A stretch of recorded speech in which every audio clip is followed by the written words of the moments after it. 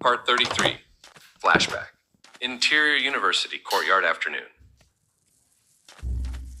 2 or 3 hours have passed since the presentation. The students are outside, gathered in a circle, chatting, laughing, eating snacks. Marco, now relaxed, laughs with a small group of friends. He feels confident. The embarrassment from the morning is already forgotten by everyone. Fagioli is sitting on a low wall nearby. He listens silently, his eyes downcast, his hands clasped. Friend 1. If there's one subject I hate, it's geography. Friend 2. I agree. I don't know why they added that exam to a psychology course. Friend 1. By the way, can I borrow your notes from Friday? Friend 2. Which ones? The ones on desertification? Friend 1. Yes, exactly those. Marco. You don't need the notes. Friend 1. Oh no, why not? Marco. If you want to study desertification, just take a look at Fagioli's bald spot. Burst of laughter. Someone doubles over. Others make stadium chants. Fagioli slowly lifts his gaze. For a moment, his lips tremble. Then, the pressure, the accumulated humiliation, the inner voice, father's voice in his head, harsh and dry. Now! React, and let's go. Fagioli jumps up suddenly. Takes 2 steps toward the group. Fagioli, trying to speak in a normal voice, but it comes out in a very high falsetto. Marco the clown, ha ha. Put him on the podium. That guy really makes us laugh. When he acts like a trembling puppy, ha ha ha ha. Silence. Then, laughter. Even louder. Someone covers their face from laughing so hard. Others mimic Marco's trembling. Marco stands frozen. Hit in his weakest spot. Blushes again. Marco, trying to fight back. Yeah, and who are you?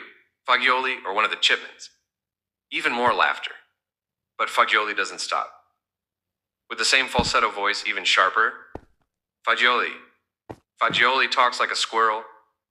Marco stutters like an old modem. Ha ha, loser, ha ha. The laughter becomes a roar. Someone starts banging their hands on the table.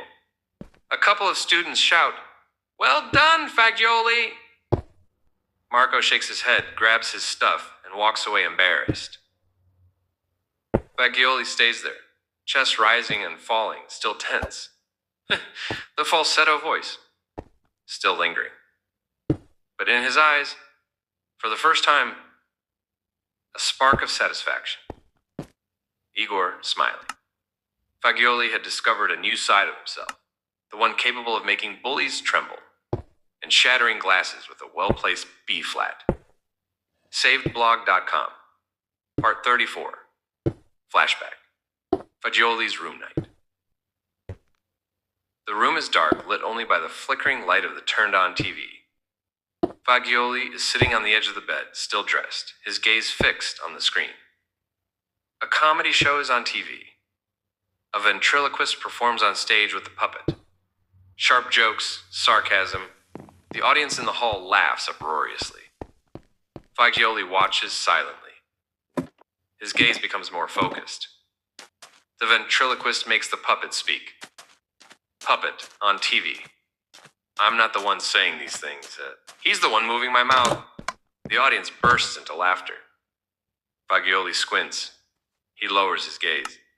Next to the bed, an old gray sock, worn out and abandoned for days. He grabs it, turns it over in his hands. Fagioli, whispering almost a murmur, "Why not?" He slowly starts putting his hand inside it, moves it awkwardly a bit, then tightens the puppet's mouth, and with a hoarse voice improvises. Fagioli, making the sock talk with a raspy tone. "Hey, bald guy, ready to show who's boss around here?" Fagioli freezes. For a moment he seems scared, then he smiles. Fagioli, looking at the sock with a pleased grin. "Welcome, Tony." "Huh? Igor?" Fagioli recycled an old sock used for a week to create Tony. At this point, he didn't even need to speak to scare off bullies, just pull out the sock. SavedBlog.com. Part 35. Flashback interior Fagioli's living room evening. The room is dimly lit. Fagioli, 16 years old, sits alone on the couch. The TV is broadcasting a live billiards tournament.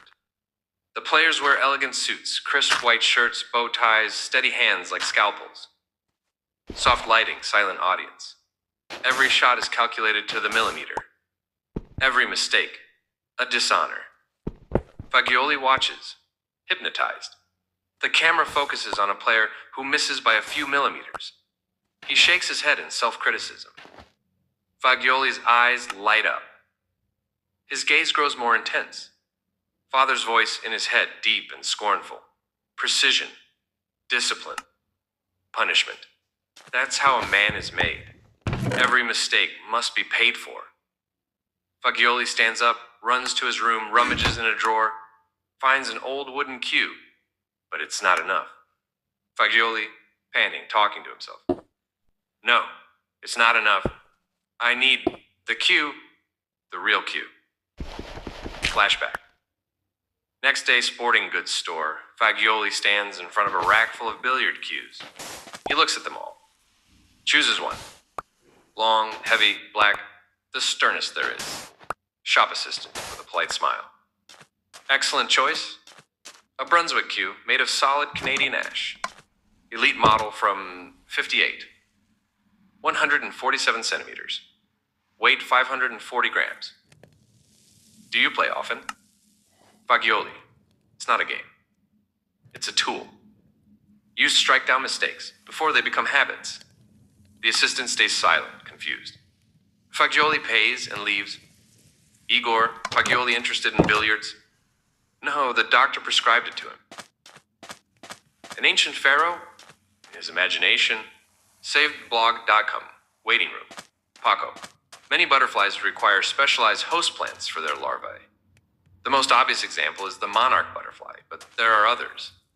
For the caterpillars to survive, the mother butterfly must be able to identify the right place to lay her eggs. Some species do this by following substances released by plants called volatiles. Banana. So these chemicals act as olfactory signals. Basically, the butterfly sniffs the environment to choose the best site. Paco. Exactly, banana. These volatile compounds are like a real chemical code that the butterfly interprets to find the right plant. Thanks to this system, it can avoid plants that are unsuitable or dangerous for its caterpillars. Papaya. But how does such a small brain have a sense of smell? Paco. Great question, Papaya. Even though butterfly brains are small, their sensory system is incredibly specialized. They have very sensitive olfactory receptors on their antennae that can detect tiny amounts of volatile molecules in the air. Banana. So it's not so much about having a big brain as having the right tools to perceive smells? Paco. Exactly. It's a combination of highly specific receptors and efficient neural circuits that allows butterflies to quickly recognize and respond to chemical signals of the environment, even with a nervous system simpler than mammals.